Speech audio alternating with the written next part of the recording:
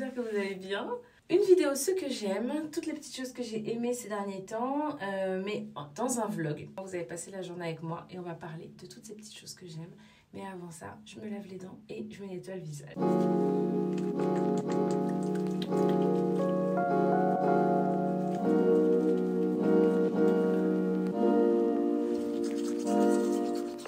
Je suis dans ma douche et avant de commencer à me laver, je voulais vous parler de plusieurs produits que j'ai beaucoup aimés ces temps-ci pour le corps. Alors, le premier, c'est le gel douche, mais ils disent bain aux plantes toniques aux huiles essentielles corps de Clarins. C'est absolument pas la première fois que je vous en parle, mais ça sent vraiment trop bon. Ça embaume toute la salle de bain quand on l'utilise. Et ils ont également le gommage. Alors lui, il est extraordinaire parce qu'en plus de ça, il a un peu genre mentholé.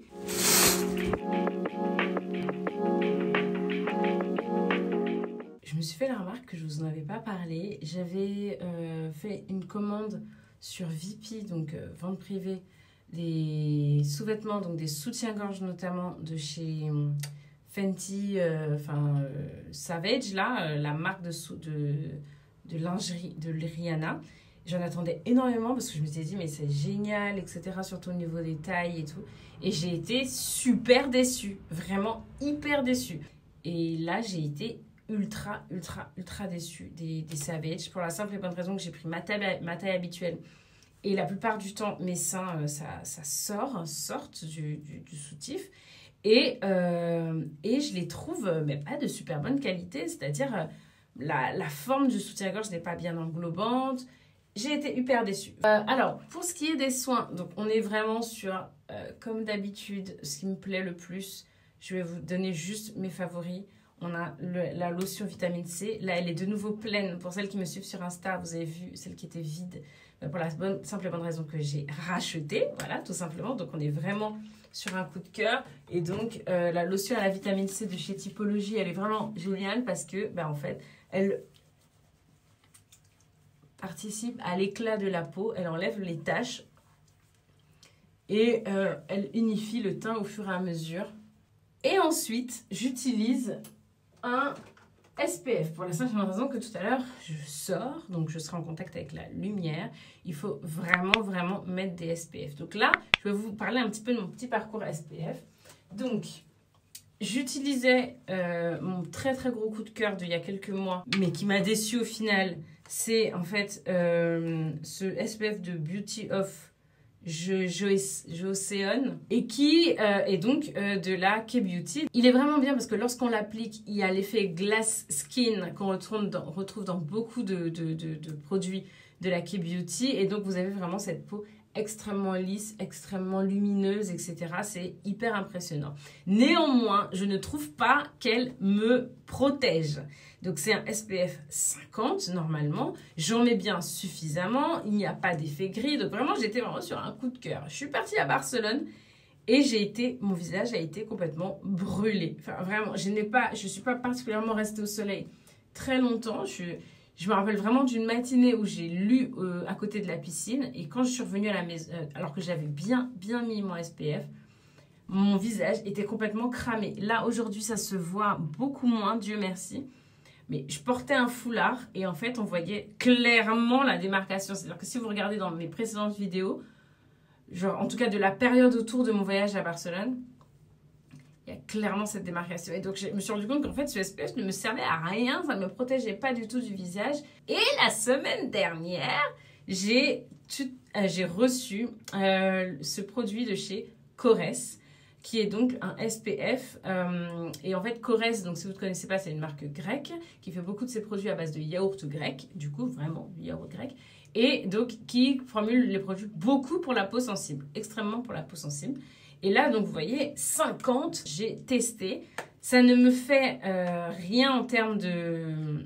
Ça ne me brûle pas, ça ne me procure pas de sensation de picotis. Pour s'appliquer son SPF et savoir la quantité nécessaire, c'est 2 doigts, comme ça, il faut le mettre sur 2 doigts.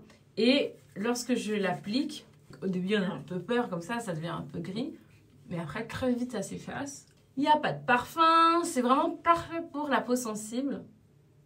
Et comme c'est un gel crème, ce que je remarque, c'est que vous n'avez pas de peau grasse après. Et ma peau est parfaitement bien protégée. Très gros coup de cœur pour Korres. Je suis...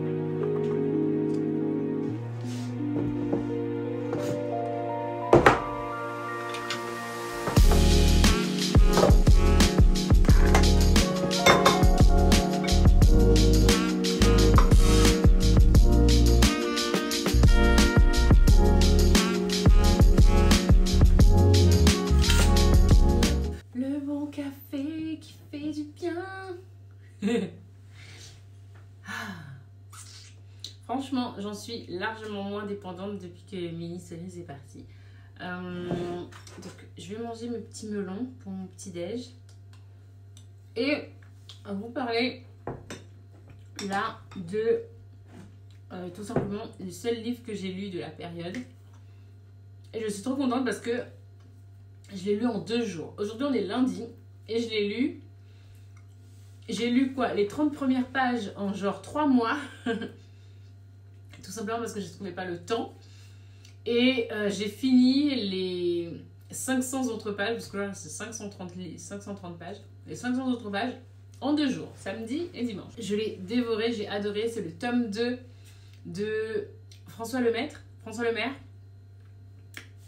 Je vous mets ça là. C'est Couleur de l'incendie. J'avais adoré Au revoir là-haut, qui est donc le tome 1. Là, c'est le tome 2, Couleur de l'incendie. J'aime beaucoup parce que le personnage principal est une femme. Une grande fresque historique qui a lieu pendant l'entre-deux-guerres et qui analyse en fait, qui décrit la chute d'une femme, et parce qu'elle va être prise pour cible par 3 hommes dans sa vie qui vont donc la ruiner totalement. Elle était extrêmement riche. Et ils vont la ruiner et elle va se venger. Voilà. Et c'est juste extraordinaire. C'est trop bien fait. J'adore la manière d'écrire de cet auteur. On est plongé dedans. Il y a du suspense, il y a des rebondissements. Il y a tous les personnages sont hyper riches en couleurs. C'est un super livre. Je pense qu'il peut se lire. Il peut complètement se lire décorrélé du 1. C'est bien de lire le 1 parce que du coup, il y a des petits personnages qui se retrouvent. Il y a 1 ou 2 personnages qui se retrouvent dans le 2, mais on peut complètement le lire de manière solo, comme ça. Je le recommande à 300 000 %. Coucou toi! Est-ce qu'il fait beau? Oui! Très beau. Très très beau. Montre-moi. Hein? Je te montre?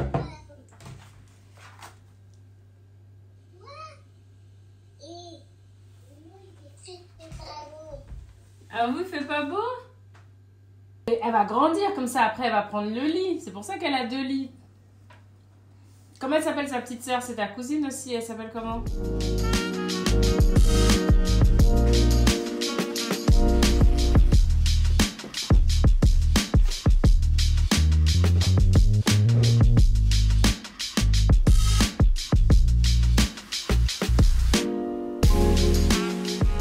Bonjour.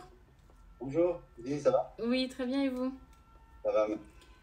Ok, alors voilà, donc du coup je pensais que c'était mieux de fonctionner de faire un petit call pour savoir Ouais. si, déjà, si vous aviez lu a priori le cahier des charges, puis vous préciser un petit peu les choses, qu'on en discute, etc. Et puis après, peut-être, si ça vous intéresse toujours, de pouvoir me faire un devis par la suite. Et, ok. Donc, pour que ce soit peut-être plus... pour que vous sachiez, je suis chef de projet au-delà de ce que je fais là pour ma famille au niveau de choses, c'est de mon grand-père dont il s'agit. Dans la vraie vie, voilà, je suis chef de projet digital pour L'Oréal depuis 10 ans. Donc, on peut parler de termes techniques, etc. Je les comprends, je fais ça tous les jours. D'accord, super. Voilà. Donc, est-ce qu'à priori, vous aviez... est-ce que vous avez pu déjà consulter le cahier des charges? Ouais, bien sûr. Alors, j'ai vu que c'était un site vitrine. Par contre, sur Malte, vous me disiez dans un premier temps, alors est-ce que après ça doit passer en site marchand ou ça restera un site vitrine? Alors, comme vous avez vu qu'il y a une...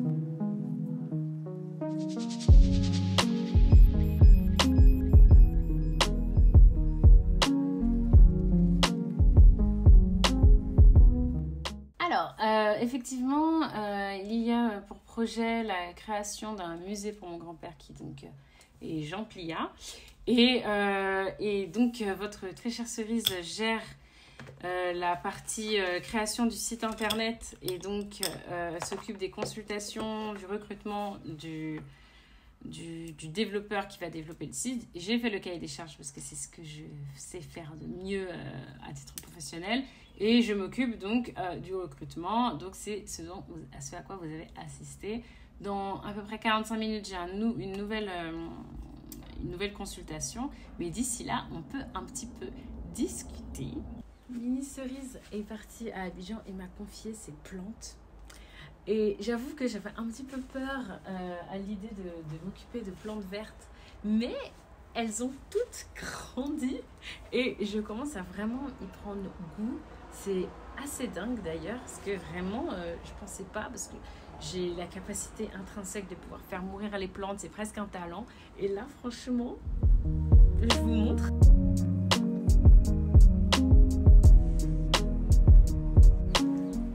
Je me suis dit que ça serait intéressant qu'on parle un petit peu de séries, parce que j'en ai regardé pas mal ces temps-ci, en tout cas depuis la dernière vidéo que je vous avais tournée. J'ai regardé, j'ai beaucoup aimé, j'ai un peu été déçue de la fin, mais franchement j'ai passé un bon moment à la regarder.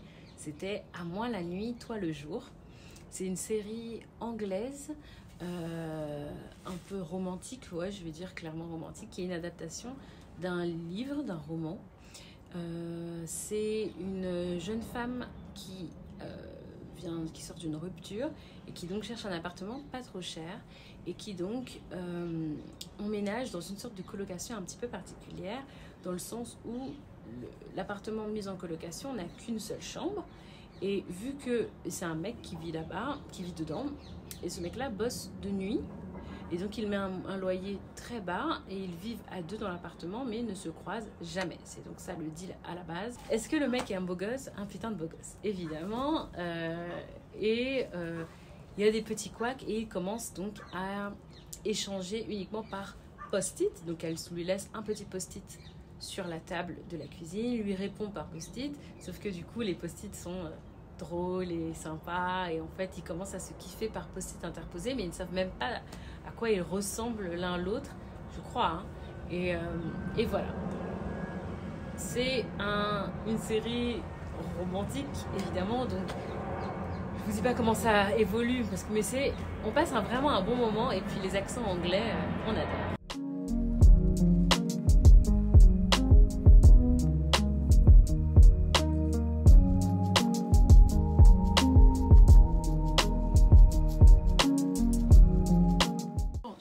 Parce que les avions et surtout le soleil qui me cramait, ça va 2 minutes. La deuxième série dont je voulais vous parler, c'est Valeria. Alors, j'ai dévoré les 3 saisons en quelques jours, quelques semaines. J'ai beaucoup aimé. C'est une série espagnole qui est clairement une série pour filles, j'ai vraiment envie de dire. C'est un public féminin totalement assumé, et voilà, j'ai trouvé qu'il y a un peu une vibe un peu à la Sex and the City, mais plus 2023 et à l'espagnol. C'est franchement super sympa. Voilà, c'est pas une série qui a beaucoup de, je veux dire, C'est pas un truc très intellectuel, mais franchement, ça fait du bien pour se vider la tête, pour regarder quelque chose de drôle, de romantique, de beau, d'excitant, de tout ça, voilà. Il y a du beau gosse, il y a des beaux vêtements, il y a des intrigues assez hyper intéressantes, enfin très intéressantes, voilà. Avec des cliffhangers sympas comme tout, et franchement, des fois, on ne demande pas mieux.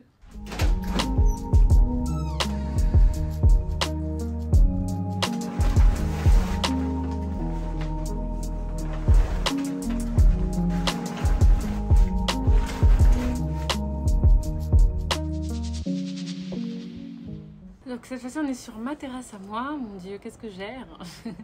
La troisième série c'est la saison finale de The Marvelous Mrs. Maisel, je crois que c'est ça, et qui est une série que j'ai adoré suivre, que j'ai beaucoup trop aimé. J'ai été subjuguée par cette dernière saison, elle clairement est une série de très haut vol de chez Prime Video.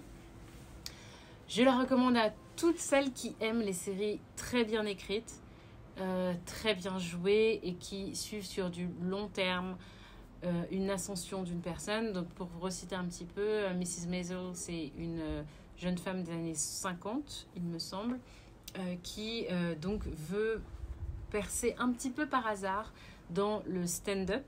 Et c'est incroyable de la suivre en tant que femme, grandir, monter petit à petit, reculer, re-rentrer. Enfin, et du coup, ça suit également d'une manière hyper originale, drôle, emportée, hyper bien écrite. Toute cette période en fait des années 50, 60, 70. Une écriture tout en finesse, en raffinement, en délicatesse, beaucoup d'émotions. La dernière saison, j'ai beaucoup pleuré. Mais pas parce que c'est triste, mais parce que en fait on s'attache aux personnages et on les voit évoluer. C'est hyper bien fini et je pense que la saison s'est terminée d'une manière magistrale. C'est hyper compliqué, je pense, de terminer une série et je trouve que ça a été très bien fait. Donc je vous la recommande à 3000%. Alors le premier film que j'ai regardé, c'est Forrest Gump. Est-ce que vous imaginez que je n'avais pas vu ce film? C'est genre un film mythique, je sais, mais je ne l'avais pas vu tout simplement. Et donc je me suis donc assise pour le regarder et j'ai adoré. Je comprends du coup tout l'engouement et l'affection que les gens ont pour ce film qui est juste extraordinaire. Donc si vous aussi vous vous cachez et vous ne dites à personne que vous n'avez jamais vu ce film, partageons ensemble notre amour, genre 30 ans après, 20 ans après, ce film est juste extraordinaire. Si vous ne connaissez pas, c'est pas moi qui vais vous jeter la pierre, c'est l'histoire d'un jeune homme simplet, on va dire ça comme ça, qui a traversé toute l'histoire des États-Unis, un film, hein, c'est pas pour de vrai, et qui a donc été là pendant tous les grands événements majeurs des États-Unis et parfois même les a provoqués. C'est un film qui est tendre et attendrissant, les deux, est très doux et fait beaucoup de bien au cœur, parce qu'il est juste génial. C'est un très très gros coup de cœur que je recommande à tout le monde.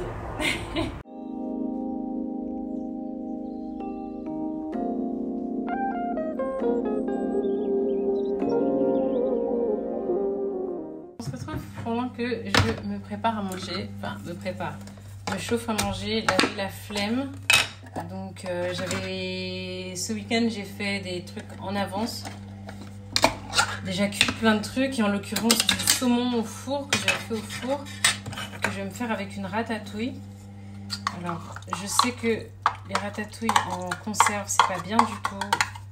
Je sais que la ratatouille en surgelé, en tout cas de Picard, c'est mieux parce qu'il n'y a pas de conservateur.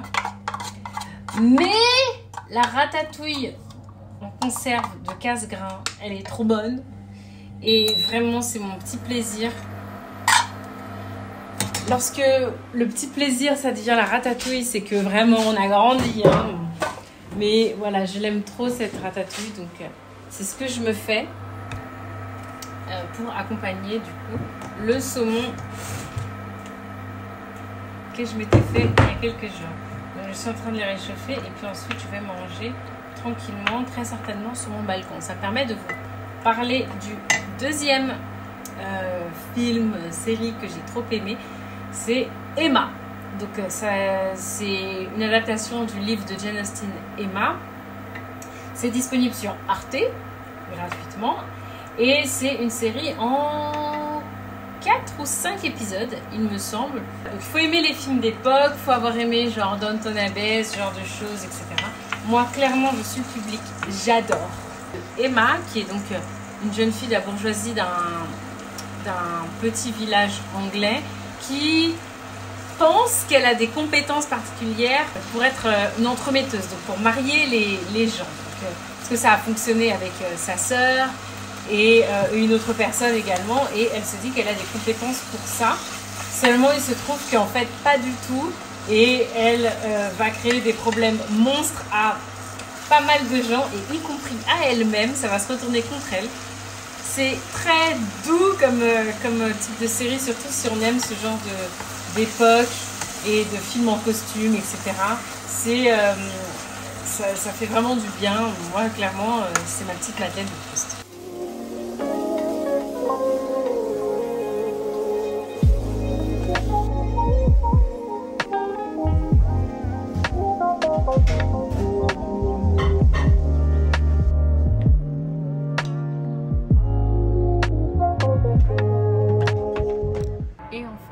Très gros coup de cœur, vous le verrez dans mon vlog de dimanche.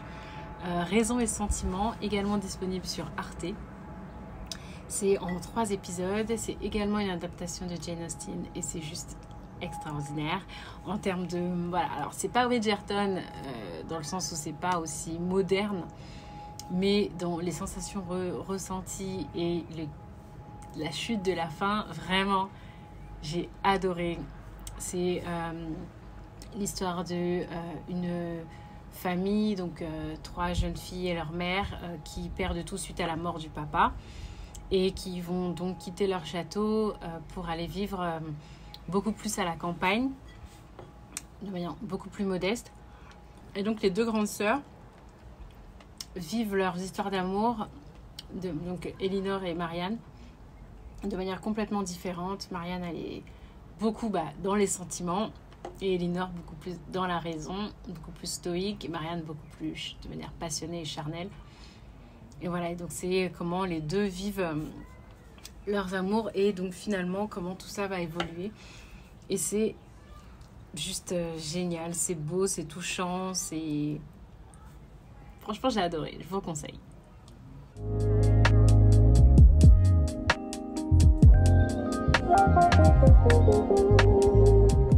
Alors, c'est assez incroyable parce que j'étais en train de tester ce fond de teint pour Insta en story et je suis choquée de comment il est incroyable.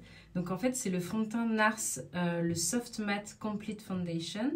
Et donc en fait, il est mat. On me l'a envoyé justement parce qu'ils l'ont sorti pour l'été et que en fait, il est parfait parce qu'il ne brille pas. Et j'avais un doute sur la couleur. Enfin, je me disais Caracas, Medium Deep 3.3. Ah bon, comment est-ce que ça réagit sur la peau et tout. Et regardez, il est incroyable. Comment il est parfaitement à mon teint.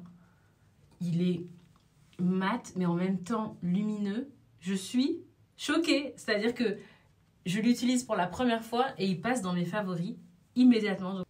Enfin, genre.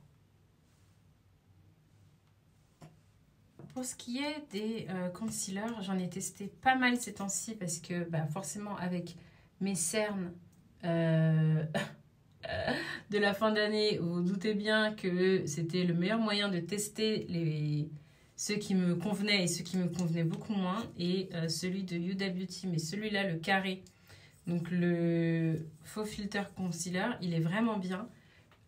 Surtout si, comme moi, vous avez des grosses cernes ou des ombres noires à cacher en dessous des yeux et que vous voulez apporter vraiment, si vous voulez vraiment camoufler. Donc on est sur quelque chose qui a beaucoup de matière, hein, c'est...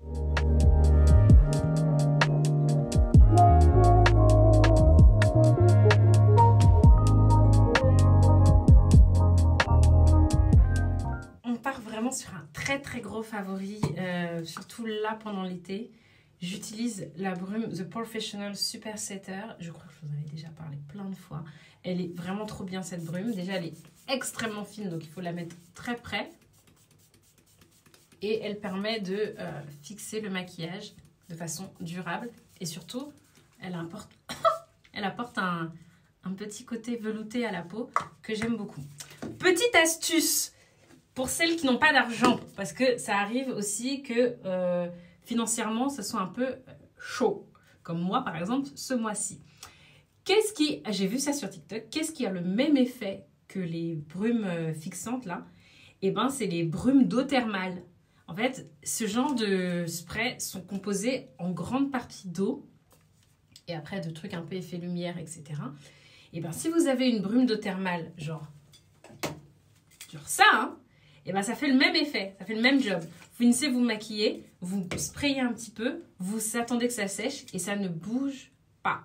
Genre, vraiment, faites l'essai, vous serez choqués. Autre très gros favori, on parle de mon combo pour les sourcils. Ce sont ces deux trucs-là. Alors, le crayon et le gel à sourcils de chez Benefit. Je sais que ça coûte cher parce que je l'achète, mais vraiment, ça marche hyper bien. Moi, c'est ce qu'il me fallait, c'est ce qu'il me faut. J'ai longtemps eu du mal à trouver ce qu'il me fallait pour mes sourcils.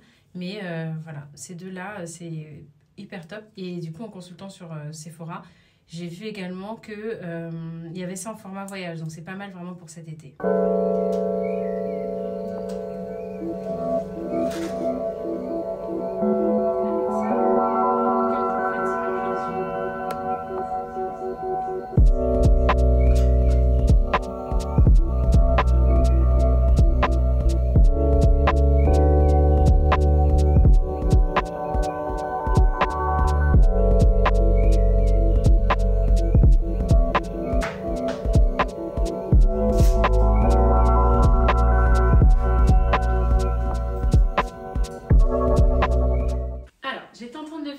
Et en fait, je me suis dit que j'avais voulu filmer, que ça pourrait peut-être vous servir comme une astuce. Donc ça, c'est la ceinture qui a été vendue avec la robe. Donc je ne vais pas le remettre dans les pas de ceinture, mais en gros, ça faisait ça.